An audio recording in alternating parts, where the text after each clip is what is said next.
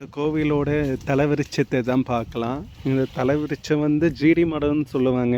நம்ம ஊரில் அந்த ஜொல்லுக்காயின்னு சொல்லுவாங்கள்ல, அந்த மரம் தான் இந்த கோவிலுக்கு தலவிருட்சமாக இருக்குது. இந்த கோவிலை நான் ஸ்டார்ட் பண்ணதுக்கு முன்னாடியே இந்த மரம் இருந்தது. இந்த மரத்தை நான் வேலை செய்கிறப்ப எடுக்க சொன்னாங்க. பட் ஆனால் எனக்கு இந்த மரத்தை தான் வந்து தலவிருட்சகமாக வைக்கிறதுக்காக அந்த அம்மன் வந்து சொன்னாங்க. அதனால் இந்த மரமே தான் தலவிருட்சகமாக அங்கே இந்த கோவிலுக்கு வந்து வச்சுருக்கேங்க. இந்த தலவிருட்சகத்துக்கு அடியில் ஃபஸ்ட்டு வந்து இந்த கணபதி வச்சுருந்துங்க. அப்புறமா கருப்பசாமி சிலை ஒரு சின்ன பையன் நீங்கள் இங்கே பார்த்தீங்கன்னா தெரியும். ஒரு இங்கே இதுதான் சிலைங்க. நான் ஃபஸ்ட்டு சின்ன வயசில் வச்சு விளையாடிட்டு இருந்தப்போ வச்சுருந்த சிலைங்க. இந்த கல் ஸ்கொயர் ஷேப்பில் இருக்குது பாருங்கள். அந்த இங்கே வேலை செஞ்சுட்டு இருந்தப்போ அந்த ஒரு கல்லை எடுத்து ஒரு பையன் வந்து கருப்பசாமின்னு சொல்லிட்டு வச்சான். அதே மாதிரி இந்த சிலை வந்து நான் இன்னொரு கோவில் கட்டுறேன், தொல்லக்காதுன்னு சொல்கிற இடத்து பக்கம். அங்கேக்காக வாங்கிட்டு வந்தேன். பட் காரில் எடுத்துகிட்டு வந்துகிட்டே இருக்கிறப்ப இங்கே இந்த சிலை வந்து இருக்கிற மாதிரி எனக்கு காட்சி தந்தது. அது ஒரு அதிசயமாக தான் எனக்கு தெரிஞ்சது. பிகாஸ் நான் தொல்லக்காதில் இருக்கிற கோவிலில் வைக்கிறதுக்காக வாங்கிட்டு வந்த சிலை வந்து நேராக கார் எடுத்துகிட்டு வரப்போ மனசு கேட்காம இல்லை இந்த மரத்துக்கடியில் இருக்கிற மாதிரியே எனக்கு காட்சி தந்தது. அதனால் இந்த மரத்துக்கடியில் எடுத்துகிட்டு வந்து வச்சுருக்கேன். ஒன்றும் பிரதிஷ்டை பண்ணல. கூடிய சீக்கிரம் வந்து இங்கே எல்லா கோவிலும் இந்த கடற்கால் எல்லாத்தையும் ஜாயின் பண்ணி 44 பரிவார தேவதைகள் வந்து இந்த திருக்கோவிலில் வந்து அமைக்க போகிறேன்னு சொன்னதோட கடவுளோட அருளாக அமைய போகுது. எல்லா கோவிலும் நீங்கள் பார்த்துருக்கலாம். எப்படின்னா கோவில் கட்டிட்டு சிலைகளை வந்து வைப்பாங்க, ஆகமப்படி வைப்பாங்க. பட் இந்த திருக்கோவில் வந்து நான் கொஞ்சம் சின்ன வயசுலேருந்தே எனக்கு அம்பாள் மேலே ஒரு பற்று. அந்த அம்மன் கனவு மூலிமா எனக்கு கனவில் எப்படிலாம் வந்துச்சோ ஆகமத்தை நான் ஃபாலோ பண்ணல, எதுவும் ஃபாலோ பண்ணல. என்னோடய மனசான பக்தி ஏதோ கொஞ்சம் சம்பாதிக்கிற காசில் சேகரித்து வச்ச காசில் ஒவ்வொரு சிலைங்களும் வாங்கிட்டு இந்த திருக்கோவிலை வந்து நான் கட்டிகிட்டு இருக்கேன். திருப்பணிகளும் நடந்துட்டு தான் இருக்குது. இங்கே நீங்கள் பார்த்துருப்பீங்க நடுவில். இப்போ நான் கொஞ்சம் கோவிலுக்காக கடற்கால்லாம் எடுத்து அதே ஒரு வருஷம் காலமாக மூட முடியாமல் கூட இருந்தது. பிகாஸ் இந்த கோவிலுக்கு வந்து ஸ்ட்ரைட்டாக வழி இல்லை. ஒரு 3 அடி கொடி வழி தான். ரோடிலிருந்து ஒரு 10 மீட்டர் பக்கம் நம்ம ஒரு 3 அடி கொடி வழியில் தான் இந்த திருக்கோவிலுக்கு நம்ம வந்து உள்ளே வர முடியும். வந்தாலும் அந்த பொருள்கள் எல்லாம் ஏற்றிட்டு வர்றதுக்கு சிரமம். இப்போ நாம் டக்குன்னு இந்த கோவிலை வந்து வேலை எடுத்து நடத்தினாலும் இந்த வழினால தான் கொஞ்சம் பிரச்சனை. ஆனால் எல்லாம் ஒரு நாள் மாறும்னு எனக்கு ஒரு நம்பிக்கை இருக்குது. இந்த திருக்கோவில் வந்து சீக்கிரமாக முடிக்கிறோம் எனக்கு ஆசை. என்னோடய வாழ்நாள் குறிக்கோள் இப்படி சொன்ன போனால் ஒவ்வொருத்தருக்கு பணம் சம்பாதிக்கிறோம், வீடு கட்டுறோம், அது எல்லாம் கடவுள் எல்லாமே எனக்கு தந்திருக்கு போதும் கடவுளோட அருளால்.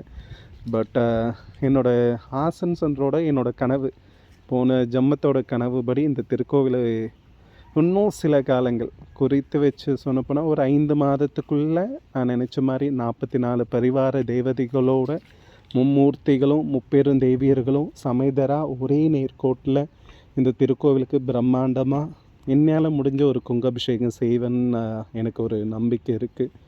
கூடிய விரைவில் நாம் எல்லோரும் அந்த குங்காபிஷேகத்தில் நீங்கள் இப்போ பார்த்த வெட்ட வழியில் இருக்கிற அம்பாளுங்களுக்கெல்லாம் 108 கால் மண்டபம் கல் தூண்களால் செய்யப்பட்டு மண்டபம் அமைக்க போகிறேன். அமைச்சு குங்காபிஷேகமும் பண்ண போகிறேன். இந்த கோவிலோட தனி சிறப்பு எப்படின்னா, இந்த கோவில் நான் ஏன் மண்டப டைப்பில் வச்சுருக்கேன்னா இன்னொரு மெயின் காரணம், நம்மளுக்கு எவ்வளையோ கஷ்டங்கள் வரும், எவ்வளையோ துன்பங்கள் வந்துட்டு இருக்கும். நம்ம இப்போ ஒரு கோவில் எதற்காக போகிறோங்கன்னு சொல்லுங்கள் பார்க்கலாம். நம்மளோட மன கஷ்டங்கள் எல்லாத்தையும் வந்து நம்ம அந்த அம்பாளிடமோ இல்லை அப்பாவோ கிட்டேயோ நம்ம சொல்லி அழுந்து நம்மளோட புலம்புகளை வந்து கோவங்கள் கஷ்டங்கள் எல்லாத்தையும் கடவுள்கிட்ட மனசார பிரார்த்தித்து அது தீரணும்னு நம்ம வேண்டிக்கிறேங்க. அதுக்காகத்தான் நம்ம திருக்கோவிலுக்கு நம்ம போயிட்டு இருக்கேங்க. அங்கே போனால் ஒரு சாந்தம் கிடைக்கும். அது மாதிரி இந்த திருக்கோவிலில் கூட்டங்கள் இல்லை, வசதிகள் அம்பாளுக்கு அவ்வளோ அலங்காரம் இல்லை. கோடிக்கணக்கில் பணம் செலவு பண்ணி அலங்காரம் பண்ணி பூக்கள் வச்சு அப்படிலாம் இல்லை. அந்த மனசார அந்த அம்பாளுக்கு ஒரு பூ இங்கேருந்து அறுத்து வச்சாலோ இல்லை ஒரு பில்கூட அறுக்கும் பில் வச்சாலும் அந்த அம்பாள் ஏற்றுக்குவா மனசார. இந்த வெட்ட வழியில் தான் அந்த திருக்கோவில் இருக்குது. எனக்கு தெரிஞ்சு எனக்கு கஷ்டம்னு வந்தாலே அந்த அம்பாள் கிட்ட கேட்டால் அடுத்த நிமிஷமே ஏதோ ஒரு ரூபத்தில் எனக்கு வந்து பணத்தை சேர்த்துருவா. அது மாதிரி உங்களோட கஷ்டங்களை வந்து தீர்க்க அந்த அம்பாள் உதவி பண்ணுவான்னு எனக்கு ஒரு நம்பிக்கை இருக்குது. இன்னொன்று ஒரு முக்கியமான விஷயம், நாம் தெய்வத்தை வழிபடத்துக்கு நடுவில் யாரும் இந்த புரோக்கர்ஸ்னு சொல்லுற மாதிரி இருக்கக்கூடாது. அதுக்காக தான் இந்த கோவில் ஐயருங்களும் இல்லை, வெட்ட வெளியில் மண்டபம் டைப்பில் இப்போ கட்டி முடிச்சிருந்தாலும் கதவுகள் எதுவும் வைக்காமல் எந்த நேரத்தில் இப்போ நைட்டு ஒரு 12 மணி 1 மணிக்கு வந்தாலும் நாம்ளே ஸ்ட்ரைட்டாக சாமிக்கு போய் பூ வைக்கலாம், அந்த அம்மன் காலை பிடிச்சிக்கிறோம், அழலாம், அதில் நம்ம மன கஷ்டங்களை நாம் தீர்த்துக்கலாம். நம்ம போகிற நேரம் நம்ம சாமியை பார்க்க முடியல, இல்லை தூரத்துலேருந்து க்யூவில் போகிறோம், அப்படிலாம் எதுவும் இல்லை. அந்தளவுக்கு பெரிய கோவிலும் இல்லை, ஏதோ முடிஞ்சது 1 ஏக்கர் அளவில் சாமிக்காக விட்டு அந்த இடத்துல கோவிலை நான் வச்சுருக்கேன். இப்போ இது எல்லா வேலைகளும் முடிஞ்சிட்டு பின்னாடி பார்த்திங்கன்னா ஸ்ரீ சக்கர ரூபத்தில் இந்த கோவில் இருக்கும். தசமகா வித்யாக்கள், அப்புறம் நம்ம கன்னிமார்கள், சப்த கன்னிமார்கள், மொத்தம் அம்பாலோட சொரூபங்கள் அதிகமாக இருக்கும் இந்த திருக்கோவிலில். அது மட்டும் இல்லாமல் நாம் டெய்லியும் பார்க்கக்கூடிய நம்ம குலதெய்வங்கள் எல்லாமே அங்காளம்மா, செல்லியம்மா, மீனாட்சி, காமாட்சி, கருமாரி, முத்துமாரியம்மன், பிரத்திங்கரா, காயத்ரி, போர்கொண்ட கங்கையம்மன், மகாலட்சுமி, பெருமாள், பிரம்மா, சரஸ்வதி, சிவன், பார்வதி, காலபைரவர், நவகிரகங்கள், நரசிம்மர், ராமர், கிருஷ்ணர், அப்படி எல்லா தெய்வங்களையும் நம்ம ஒரே இடத்துல நம்ம பார்த்து வழிபடலாம். இது ஒரு அற்புதமான விஷயம் இங்கே இருக்குது. எப்படின்னா இந்த கோவில் அதுதான் சொன்னேன், இந்த 44 பரிவார தெய்வதைகளை நம்ம பார்த்தாலே எல்லா தெய்வதைகளும் நம்ம கையாலேயே பூஜை பண்ணலாம், அலங்காரம் பண்ணிக்கிறோம். இங்கே அனுமதி உண்டு. அனுமதின்னு சொல்லறோட இது நம்மளோட கோவில். நம்ம அம்பாளுக்கு எல்லாரும் சமமானவங்க. ஐயர் தான் செய்கிறோம், நாம் தான் செய்கிறோம், அப்படிலாம் இல்லை. இங்கே இருக்கிற கோவிலுக்கு தீர்த்து தொடுக்க எதுவும் இல்லை. எந்த நேரத்திலும் நம்ம மன சுத்தத்தோடு இந்த அம்பாளை நம்ம பூஜை செய்யலாம். கூடிய சீக்கிரம் இந்த கோவிலும் நான் முடிப்பேன். முடிச்சுட்டு கும்பாபிஷேகத்துக்கும் வரும், வாங்க பார்க்கலாம். வணக்கம் என் அன்பான சிவசக்தி நேயர்களே. நாம் இன்னைக்கு அனைத்து கோவிலும் ஒரே இடத்துல இருக்கிற திருத்தலத்தை தான் பார்க்க போகிறோம். அந்த திருத்தலம் எங்கன்னா தருமபுரி மாவட்டம் பாலக்கோடு வட்டம் பக்கம் மண்டுக்கொட்டை என்னும் கிராமம் அருகில் தான் இந்த திருத்தலம் அமைஞ்சிருக்கு. இந்த மும்மூர்த்தி திருத்தலம் இயற்கை சூழ ஒரு விவசாய நிலத்தில் தான் இந்த திருக்கோவில் அமைந்திருக்கு.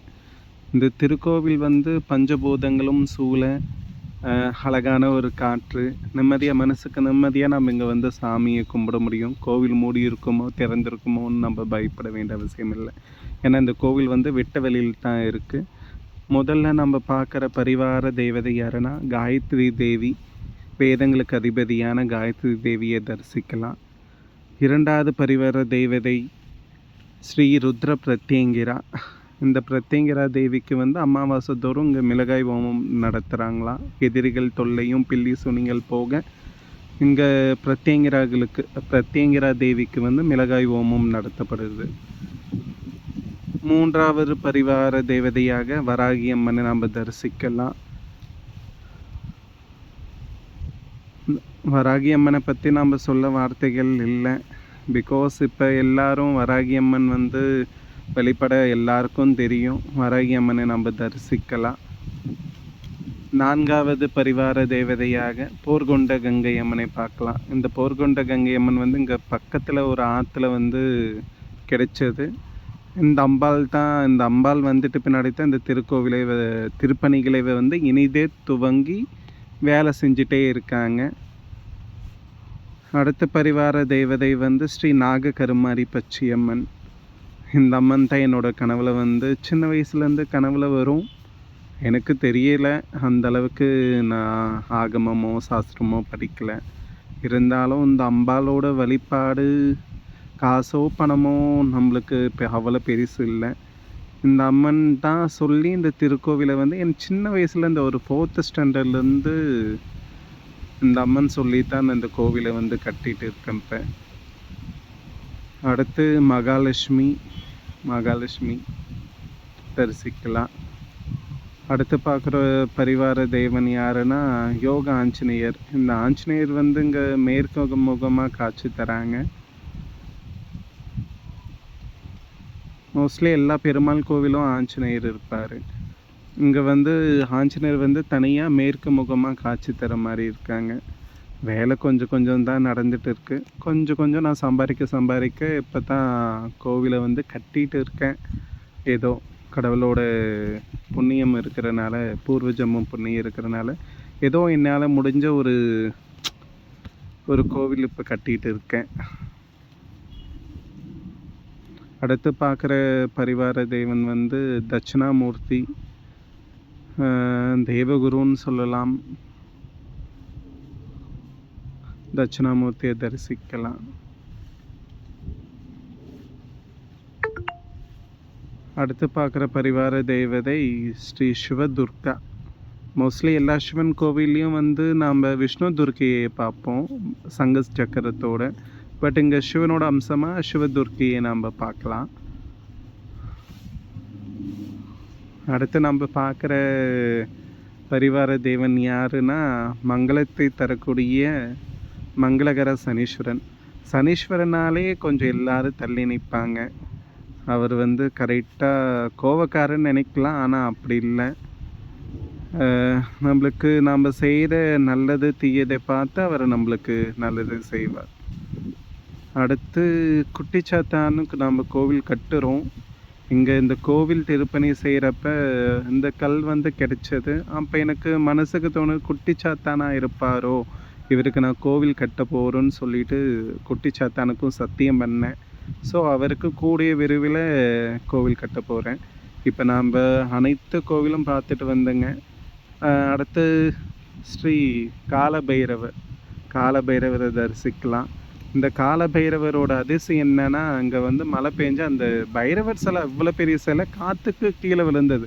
ஆனால் ஒரு சின்ன துளி குறும் சிலை வந்து சேதமாகலை, உடையில, அழகாக அப்படியே இருந்தது. அப்படியே திருப்பியும் நாங்கள் மறுபிரதிஷ்டை பண்ணி காலபைரவரை நாம் தரிசிக்கலாம். அடுத்து நம்ம வாழ்க்கையவே நிர்ணயிக்கக்கூடிய நவகிரக தேவர்கள் 9 நவகிரக தெய்வர்களையும் நாம் இங்கே தரிசனம் பண்ணியிருக்கோம். அடுத்து அப்படியே போனோங்கன்னா முருகரை பார்க்கலாம். ஆக்சுவலாக இதுதான் மெயின் கோவிலோட என்ட்ரன்ஸ். இன்னும் கோவில் வந்து சுற்றிலும் ஸ்ரீசக்கர வடிவம். கொஞ்சம் நான் வச்சுருந்த சிலைங்களை மட்டும் இந்த இடத்துல வந்து நான் பிரதிஷ்டை பண்ணியிருக்கேன். பட் இப்போ வந்து லாஸ்ட்டாக உங்களோட பிளானிங்கோட வியூ, இந்த கோவிலோட பிளான் வியூவை காமிக்கிறேன். ஸ்ரீசக்கர டைப்பில் இந்த எல்லா கடைகளும் ஜாயின் பண்ணி சுற்றியும் பரிவார தெய்வதைகள் 44 தெய்வதைகள் வருவாங்க. அதுக்கு சென்டரில் மும்மூர்த்திகளும் முப்பெரும் தேவியர்களும் காட்சி தர மாதிரி இந்த திருக்கோவில். அடுத்து விக்னத்தை தீர்க்கக்கூடிய விக்ன விநாயகரை நம்ம தரிசிக்கலாம். அப்படியே கோவில் என்ட்ரன்ஸ்குள்ளே நினைஞ்சால் நேராக அகத்தியர், சித்தர்களுக்கு அதிபதி, இவரை பற்றி சொல்லலாம், எல்லாருக்கும் உங்களுக்கே தெரியும். அப்படியே இங்கே மகாநந்தியை நம்ம பார்க்கலாம். இந்த நந்தி வந்து ஏற்கனவே இங்கே கிடைச்ச நந்தி தான், பழைய காலத்து நந்தி. நந்தி மட்டும் தனியாக இருந்தது. நீங்கள் மோஸ்ட்லி எல்லா திருக்கோவிலும் நந்தி தனியாக, சிம்ம வாகனம் தனியாக பார்க்குவீங்க. பட் இந்த திருக்கோவிலில் நந்தி சிவனும் ஒட்டுக்கா. பிகாஸ் சிவன் இல்லாமல் சக்தி இல்லை, சக்தி இல்லாமல் சிவன் இல்லை. ஸோ சிவனும் சக்தியும் இணைந்தபடியாக தான் இந்த திருக்கோவில் அமைஞ்சிருக்கேன். இந்த சிவலிங்கத்தோட அம்பாலை வைக்கிறதுக்கு என்னோடய குரு ஒத்துக்கலை. இருந்தாலும் என்னோடய அம்மன் சொன்னதுனால நான் சிவனும் பார்வதி இணைஞ்சி தான் வச்சுருக்கேன். மோஸ்ட்லி லிங்க ஸ்வரூபமாக வச்சு அம்பாலை பக்கம் வைக்க மாட்டாங்க, உருவ ஸ்வரூபமாக இருந்தால் தான் அம்பாலை வைப்பாங்க. பட் இங்கே லிங்கமாக இருந்தாலும் உருவமாக அம்பாலை வச்சுருக்கேன். பிரம்மா சரஸ்வதி, படைத்தல் தொழில் செய்பவனும் கல்விக்கு அதிபதியான சரஸ்வதி கோவிலும். சரஸ்வதியை வந்து எனக்கு கனவுல வந்து சொன்னாங்க, பிரம்மா சரஸ்வதிக்கு இப்போ கோவில் யாரும் கட்டுறதில்ல, ஏதோ சாபங்கள்னு சொல்லிட்டு. பட் ஆனால் சரஸ்வதி வந்து எனக்கு கனவுல வந்து சொன்னனால பிரம்மா சரஸ்வதிக்கும் தனி கோவில் கட்டலாம். பட் ஆனால் ப்ராப்ளம் இருக்குன்னு சொல்லிட்டு என் குரு சொன்னனால மும்மூர்த்திகளுக்கும் சேர்ந்தார் போல் ஒரே நேர்கோட்டில் இந்த கோவில் வந்து அமைச்சிருக்குன்னு சொல்லக்கூடாது, கடவுளோட அருளால் அமைஞ்சிருக்கு. அடுத்து பார்க்குற திருக்கோவில் வந்து யோக நாராயணன். இந்த யோக நாராயணனை பற்றி சொல்லணும்னா, ஃபஸ்ட்டு நான் வந்து ஒரு கடை வச்சுருந்தேன். அந்த கடையில் மகாலட்சுமி சிலை மட்டும்தான் வாங்கியிருந்தேன். இந்த மகாலட்சுமி சிலை எடுக்க போகிறப்ப கூட நான் மகாலட்சுமி எடுக்கிறதுக்காக போகலை, ஒரு நாகர் சிலை எடுக்கிறதுக்கு போனேன். அப்போ வந்து அந்த மகாலட்சுமி அந்த சிலைக்குள்ளே இது செஞ்சியம்மா காஞ்சியம்மான்னு சிலை செஞ்சுருக்காங்க. அந்த அம்பாலில் போயிட்டு மகாலட்சுமி வந்து ஐக்கியமாகிற மாதிரி காமிச்சது. ஸோ மகாலட்சுமி எடுத்துகிட்டு வந்தேன். அப்புறமாக்க மகாலட்சுமியும் ஏன் என்னோட புருஷனை நீ வைக்க மாட்டியா ன்னு சொல்லிட்டு சொன்னனால நான் பெரும்பாலும் சேர்ந்து வாங்கி அந்த பக்கத்தில் காஞ்சியம்மான்னு சொல்கிற அம்பாள் சிலை, அதுக்கு ஏற்ற மாதிரியே ஒரு சிலையை செஞ்சு ஸ்ரீதேவி பூதேவியாக இங்கே வந்து பிரதிஷ்டை பண்ணேன். வாங்க நம்ம இப்போ இந்த கோவிலோட பிளானிங்கை தான் பார்க்குறோம். நான் சொன்ன மாதிரி மும்மூர்த்திகளும் ஒரே நேர்கோட்டில் சுற்றி 44 பரிவார தேவதையோடு இந்த மும்மூர்த்தி திருக்கோவில் அமைஞ்சிருக்கு.